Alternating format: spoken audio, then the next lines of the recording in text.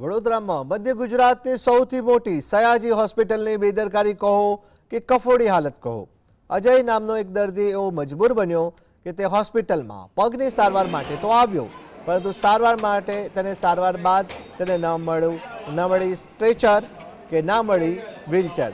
તેણે પોતાની જાતે જ ઢસડતા બહાર આવવા મજબૂર થવું પડ્યું। અજય એકલો જ હતો, તેની સાથે કોઈ હતું કે કેમ તે ચાલી શકે તેમ નહોતો, તેમ છતાં તેને હોસ્પિટલની બહાર જવા કોઈ સ્ટાફે સ્ટ્રેચર કે વ્હીલચેર લઈને ન આવ્યું। સરકાર એ દર્દીઓની સુવિધા માટે કરોડો રૂપિયાની ગ્રાન્ટ આપે છે, પરંતુ સયાજી જેવી મોટી હોસ્પિટલમાં આવા દર્દી માટે સાધન ન મળવું તેને લઈ ગ્રાન્ટના રૂપિયા ક્યાં જાય છે તેને લઈને સવાલ ઉઠ્યા છે।